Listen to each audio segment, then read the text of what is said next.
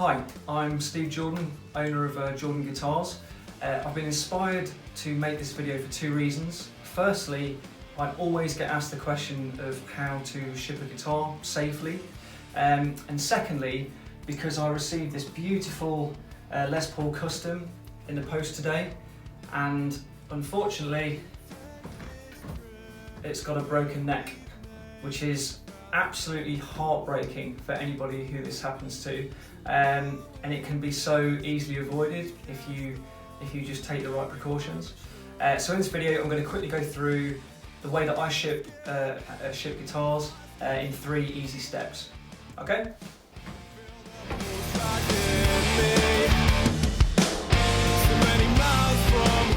So step 1 is really all about just preparing the guitar so that it's going to be safe for transit. The first thing to do is just to slacken the strings off. This is particularly important on things like Gibsons or Ibanez's or Jacksons that have an angled headstock. You just want to slacken those strings off 5 or 6 turns, and that will basically just reduce some of that tension on the neck for when it's being couriered. The next thing is again about that headstock. It's the weakest part of the guitar. It's where a lot of breaks happen if they're not packed correctly, as you saw from that lovely Les Paul Custom that arrived to be broken. So what you want to be doing here is basically just making sure that the headstock is well supported and it cannot move in transit. So what I tend to do is I tend to pack underneath the neck and the headstock with anything. It can be newspaper, bubble wrap, whatever you've got, just to make sure that that neck can't be shocked and it can't bounce or move around at all if it takes an impact when it's in transit. And the rest of it, with something like this with a fitted case, the guitar's not moving around anyway, so you're pretty good. I always put a layer of decent bubble wrap over the top just to protect the surface, but the key thing here is that the guitar can't move. If a guitar can't move when it's being shipped, it's not going to break. So that's all good. Now if you have a guitar that you need to ship without a case, that's also fine if you prepare it in the right way. What I would tend to do in those cases would be I'd get some of this large bubble wrap rather than the small stuff, because this is way more protection, and I would just literally wrap the guitar maybe 4 or 5 times in this. Again, just making sure there's plenty around that headstock as well in particular, and then you'll be good to go. Okay, so step 2 is all about how to actually pack the guitar into a box now that you've already done step 1 and you've got your guitar either all snug in lots of layers of bubble wrap or if it's in some kind of case. So the first thing is, where do you get the box from? Well, a couple of good options. You can pick them up from eBay. There's plenty of sellers on there selling boxes for about £10 each. Or you could try your local guitar shop, because they always have guitar boxes all kicking about.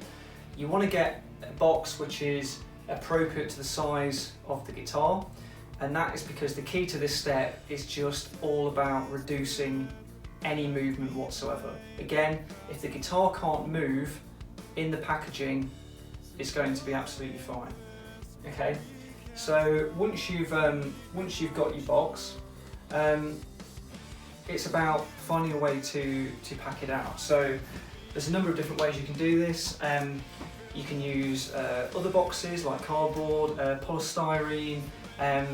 My personal favourite is using milk bottles, because I get a free delivery of these probably 5 or 6 a week into my family household, and they're super light, which is great when you're shipping stuff, and they're great for packing out space. So I use these probably 4 or 5 in a box, and all I do is I use the materials to make sure that once the case is in the box, I've just packed everything out so it just can't move in any way. So if I take this one as an example, the guitar's in there, I don't know if you can see it, but I've got some packing paper which is just going particularly around the neck, and that goes all the way down the sides as well, so the guitar can't rock from side to side. And then I've just, all of that dead space I've just filled with the milk bottles. And what that means is that guitar in there can't move at all. So I'll just then wrap that up and it's pretty much ready to go. The last couple of things that I always do is I always use fragile tape so that the courier knows that it's a fragile item, obviously.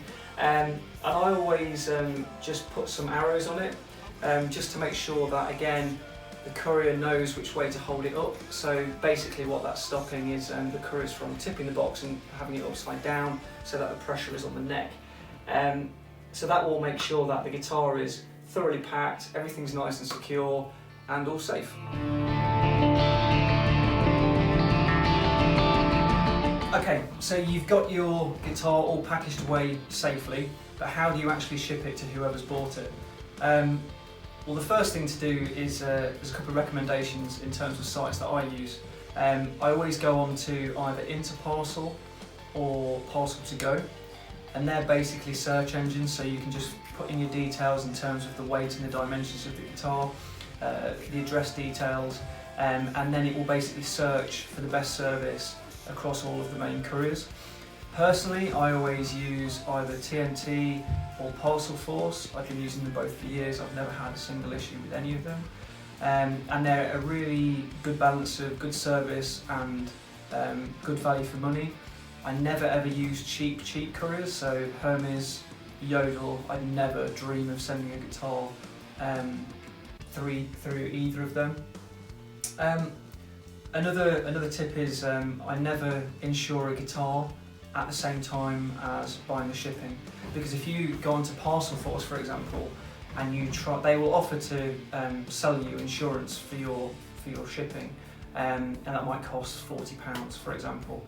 But if you ever have a problem with them, they will not pay up for a guitar. If you go through the T's and C's of pretty much all of the couriers, you will find that guitars are actually exempt because they're too fragile.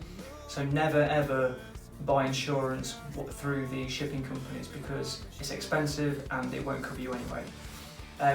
One company which I use, which are absolutely fantastic, is a company called, I think they're called Secursus. I don't know how to really say it, so it's that basically. And they're a French company who specialise in shipping fragile and expensive items, so guitars, antiques, clocks, all of that kind of stuff. But they're custom made they deliver that specific service. And they're so cheap, it's unbelievable. So they charge a flat rate of 0.6% on any guitar that you ship. Doesn't matter if it's domestically or going to Japan or Australia. Which is unbelievably cheap. To put that into easy terms, a £500 guitar, you can ship that insured. The insurance will cost you about £4 through that company, Secursus. A £3,000 guitar will cost you about £20 to insure. So I still book my my courier first through Interparcel or Parcel to Go. But then if I need to insure it, I go to that company and just do that separately. It's really quick and easy, and that saves me an absolute fortune, and I know I've got the peace of mind because I'm fully insured. So that's it really. 3 simple steps to ship a guitar. I ship guitars all over the world. I've shipped a lot of guitars. I've never had a single issue with something getting damaged or lost. But then again, I pack very carefully, and I think that's the key. If you follow the 3 steps in this video, you will be able to send something safely. You'll be able to send something at the right price as well. So yeah, I mean, normally for me, the whole process takes about 15-20 minutes for a guitar from front to end. So it doesn't take too long, and you obviously get quicker the more you do it. But yeah, I hope this video is useful. It's going to be useful to me because I get asked the question all the time about how to ship guitars, so I can just send them to this video. But I hope it's useful for you. Feel free to share it with anyone else who you think it might be useful to. And obviously, if you've got any comments, fire away and I'm happy to answer any questions. Okay, cheers.